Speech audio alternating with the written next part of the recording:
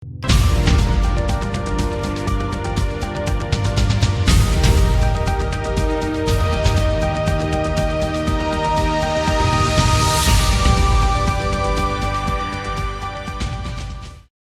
देख रहे हैं आवाज इंडिया टीवी। यह है प्राइम टाइम। आज विशेष दिन है क्योंकि आज का दिन कालाराम मंदिर सत्याग्रह की शुरुआत का दिन है। 1930 के दशक को याद करते हुए हमारे दिमाग में गांधी के आंदोलनों का पूरा इतिहास दौड़ने लगता है। जो दर्ज कर लिया जाए, मुख्य धारा में स्थापित हो जाए, वही आने वाली पीढ़ियों के लिए इतिहास होता है। लेकिन स्थापित इतिहास के आसपास भी बहुत कुछ साथ साथ घट रहा होता है, जिसे जानना उतना ही जरूरी है जितना कि स्थापित इतिहास को। इसी 1930 में एक सत्याग्रह बाबा साहब भीमराव अंबेडकर ने शुरू किया था। यह सत्याग्रह नासिक के कालाराम मंदिर में अछूतों के प्रवेश को लेकर था। मंदिर में दलितों के प्रवेश के लिए यह बड़ा आंदोलन जरूर था, लेकिन पहला नहीं। इससे पहले 1874 में मद्रास में दलितों ने मीनाक्षी मंदिर में प्रवेश के लिए संघर्ष किया था, लेकिन सफलता नहीं मिली थी। साल 1924 में रामास्वामी पेरियार ने बैकेम में मंदिर प्रवेश के लिए सत्याग्रह किया था। साल 1928 में अमरावती में अंबादेवी मंदिर में घुसने के लिए भी सत्याग्रह किया गया है और अक्टूबर 1929 में पुणे में पार्वती मंदिर में घुसने के लिए सत्याग्रह किया गया था। जाति व्यवस्था के सबसे निचले पायदान पर रखे गए दलितों का मंदिर में प्रवेश सत्याग्रह सिर्फ मंदिर में घुसने भर का संघर्ष नहीं था। यह समान अधिकार के लिए था, उस अधिकार के लिए था जो एक ही धर्म में होते हुए भी सवर्णों के पास था, लेकिन दलितों के लिए ऐसा कोई अधिकार नहीं था। समान अधिकार की लड़ाई को आगे बढ़ाते हुए 2 मार्च 1930 को नासिक के कालाराम मंदिर में घुसने के लिए बाबा साहब ने सत्याग्रह शुरू कर दिया। इसमें उनके साथ मुख्य तौर पर दादा साहब गायकवाड़, सहस्त्रबुद्धे, देवराव नाइक, डीवी प्रधान, बाला साहब खरे, स्वामी आनंद, अमृतराव, पीएन राजभोर शामिल थे। इस दौरान 15,000 लोग इस सत्याग्रह में शामिल हुए, जिसमें औरतें भी बड़ी संख्या में शामिल थी। सभा आयोजित करते हुए बाबा साहब ने कहा था, आज हम मंदिर में प्रवेश करने वाले हैं। मंदिर में जाने से हमारी सारी समस्याएं खत्म नहीं हो जाएगी। हमारी समस्याएं सामाजिक, धार्मिक, आर्थिक और शैक्षणिक है। आगे उन्होंने कहा था, कालाराम मंदिर में प्रवेश करना सवर्ण हिंदुओं के लिए चुनौती से कम नहीं था। सवर्णों ने हमारी पीढ़ियों के हक मार लिए हैं। सवर्ण हिंदू हमें एक मनुष्य के तौर पर स्वीकार करेंगे या नहीं, कालाराम मंदिर में आंदोलन से यह साफ हो जाएगा। बाबा साहब ने सभी आंदोलनकारियों से यह साफ अनुरोध किया था कि सत्याग्रह अहिंसक रहेगा, हिंसा नहीं होनी चाहिए। सभी आंदोलनकारी 4 टुकड़ियों में बटे और राम मंदिर के चारों दरवाजों की ओर बढ़े, लेकिन सवर्ण हिंदुओं और पुलिस ने पूरे मंदिर को घेर रखा था ताकि कोई दलित मंदिर में प्रवेश ना कर पाए। इसी मध्य सवर्ण की ओर से पत्थरबाजी शुरू हुई, जिसमें कई दलित घायल हुए, एक की मौत हुई। बाबा साहब पर लोगों ने छतरी तान दी थी, जिसकी वजह से उन्हें बहुत चोटें नहीं आई थी। 1 महीने आंदोलन चलाने के दौरान 9 अप्रैल 1930 की रामनवमी में सवर्ण हिंदुओं और बाबा साहब के नेतृत्व में आंदोलनकारियों के बीच एक समझौता हुआ कि रामनवमी में दलितों द्वारा भी रथ खींचा जाएगा, लेकिन रामनवमी के दौरान ब्राह्मणों ने ही रथ गायब कर दिया ताकि दलित राम के रथ को छू न सके। सवर्ण हिंदुओं को रथ गायब करना मंजूर था, लेकिन दलितों द्वारा रथ का छूना नहीं। जाति व्यवस्था का इससे क्रूर चेहरा देखने को नहीं मिला जो आज तक है। इस सत्याग्रह के परिणाम ये भी रहे कि जहां तक सत्याग्रह की खबर फैली, उस हर जगह दलितों का बहिष्कार शुरू कर दिया गया। उन्हें कामों से निकाला गया, पढ़ाई केंद्रों से निकाला गया, उनका राशन पानी तक रोका गया। तमाम मुश्किलों से गुजरते हुए भी यह सत्याग्रह 5 साल तक चला था। इस दौरान बाबा साहब को राउंड टेबल कॉन्फ्रेंस में शामिल होने के लिए लंदन जाना पड़ा, जिस बीच सत्याग्रह की कमान दादा साहब गायकवाड़ ने संभाली हुई थी। महात्मा गांधी ने यंग इंडिया में एक लेख में इस सत्याग्रह को लेकर लिखा कि इस मंदिर प्रवेश सत्याग्रह को दलितों को छोड़ देना चाहिए। 3 मार्च 1934 को बाबा साहब ने भाऊराव गायकवाड़ को एक पत्र लिखा था जिसमें उन्होंने इस आंदोलन को वापस लेने की बात कही थी।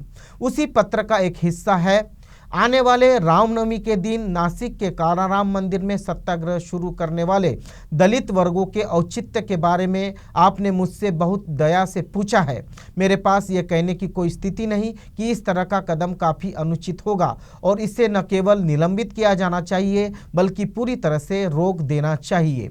यह अजीब और आश्चर्यजनक लग सकता है कि जिसने यह सत्याग्रह पैदा किया वही लिख रहा है, लेकिन मैं इस मोर्चे के बदलाव की घोषणा करने से डरता हूँ।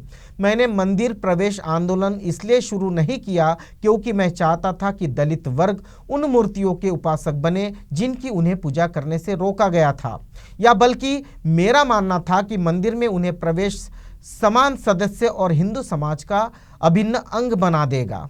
जहाँ तक मामले के इस पहलू का संबंध है, मैं दलित वर्गों को सलाह दूंगा कि वे हिंदू समाज का अभिन्न अंग बनने के लिए सहमति देने से पहले हिंदू समाज, हिंदू धर्मशास्त्रों को पूरी तरह से बदलने पर जोर दें। मैंने मंदिर में सत्याग्रह केवल इसलिए शुरू किया क्योंकि मुझे लगा कि यह दलित वर्गों को सक्रिय करने और उन्हें उनकी स्थिति के प्रति जागरूक करने का सबसे अच्छा तरीका है।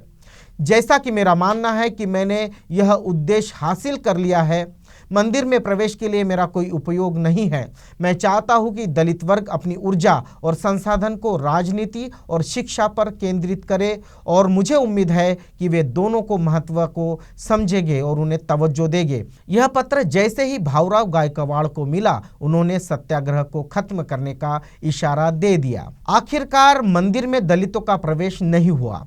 आज़ादी के बाद संविधान लागू होने के बाद दलितों को इस मंदिर में प्रवेश मिला। बाबा साहब इस सत्याग्रह से दलितों को उनकी स्थिति से परिचित करवाना चाहते थे कि उनका जाति व्यवस्था में क्या स्थान है, कैसे कैसे हिंदू धर्म में सवर्ण हिंदुओं में सुधार की गुंजाइश नहीं है। इसलिए न सिर्फ सामाजिक, राजनीतिक, आर्थिक बल्कि धार्मिक बदलाव की बात भी बाबा साहब ने दलितों के उत्थान के लिए अहम मानी थी। इस सत्याग्रह को तकरीबन 91 वर्ष बीत चुके हैं। संविधान लागू हुए 70 वर्ष से ज़्यादा का समय बीत चुका है, लेकिन बीते 22 सितंबर 2021 को कर्नाटक के एक मंदिर में दलित बच्चा मंदिर में घुसा तो पूरे मंदिर को धोया गया और बच्चे के परिवार पर 25,000 रुपये का जुर्माना लगाया गया। यह सिर्फ एक घटना नहीं है, मंदिर में घुसने के लिए हत्याएं तक हो चुकी है। यह तय है कि दलितों के जीवन का संघर्ष एकमात्र मंदिर के प्रांगण में बैठना नहीं है, लेकिन जो लोग अपने फायदे के वक्त दलितों को हिंदू साबित करने में लगे रहते हैं, उनके मंदिर, भगवान, धर्मशास्त्र इन्हीं दलितों के छुए पर अपवित्र हो जाते हैं। उन्हें ठीक सवर्ण हिंदुओं जैसे अधिकार प्राप्त नहीं है।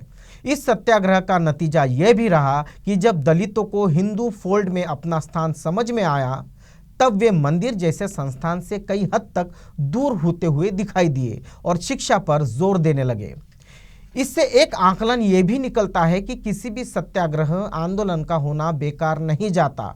वह आंदोलनकारियों की मानसिकता में बड़े बदलाव कर लेता है, आसपास बिछे पूरे तंत्र को चुनौती देता होता है। जैसे कालाराम मंदिर प्रवेश सत्याग्रह न सिर्फ मंदिर में घुसने भर के लिए था, बल्कि सवर्ण हिंदुओं को चुनौती थी और अंग्रेजों को भी यह दिखाना था कि संगठित लोग अपने अधिकारों की लड़ाई बड़े पैमाने पर हमेशा लड़ सकते हैं। भारतीय संविधान के अनुच्छेद 17 के द्वारा छुआछूत का अंत कर दिया गया है, लेकिन क्या इस समाज से सचमुच छुआछूत का अंत हो गया है? ऐसा तो नहीं लगता। मार्च 2018 में गुजरात के भावनगर जिले में एक दलित युवक को इसलिए मार डाला गया क्योंकि वह घोड़ी पर चढ़ा था। यह बात सवर्ण हिंदुओं को पसंद नहीं आई और उन्होंने उसे मार डाला। फरवरी 2020 को राजस्थान में दलितों के साथ हिंसा हुई। वक्त बदल गया, आधुनिकता आ गई, लेकिन हमारी सोच का विकास नहीं हुआ। जाति के नाम पर भेदभाव और हिंसा की खबरों से अखबार भरे पड़े हैं। ये तो समाज के हित में सरकार जितने भी कानून बना ले, ये सब बेकार हो गए जब तक कि समाज उसे नहीं स्वीकारता। कानून तो है, लेकिन समाज नहीं है जो उसका पालन करे। ऐसे में हमें याद आता है महाड़ सत्याग्रह साल 1923 में, जब बॉम्बे लेजिस्लेटिव काउंसिल के द्वारा एक प्रस्ताव लाया गया कि वो सभी जगह जिनका निर्माण और देखरेख सरकार करती है, ऐसी सभी जगहों का इस्तेमाल हर कोई कर सकता है, जिसे साल 1924 में बॉम्बे नगर निगम परिषद के द्वारा लागू किया गया था। यह तो बेहद साधारण सा प्रयास दिखता है, लेकिन इस प्रयास ने उस दौर के भारतीय समाज के तथाकथित ऊंची जाति के संकीर्ण जड़ों को हिला दिया था। इस कानून की मदद से उन सभी दलितों के साथ भी समानता की बात की गई जिन्होंने सदियों से उनकी जाति के आधार पर मौलिक अधिकार से वंचित किया गया। इसका सवर्ण हिंदुओं ने खूब विरोध किया और अमल में आने नहीं दिया। तब इस स्वर्ण हिंदू समाज के खिलाफ दलितों को उनके हक को दिलाने के लिए डॉक्टर बाबा साहब अम्बेडकर ने दलितों के साथ मिलकर बॉम्बे में स्थित महाड़ नामक जगह को चुना, दलितों के हक की लड़ाई की शुरुआत के लिए। उन्होंने निश्चित किया था कि वे चौदार तालाब के पास जाकर उसका पानी पिएंगे, जो उस वक्त दलितों के लिए निषिद्ध था।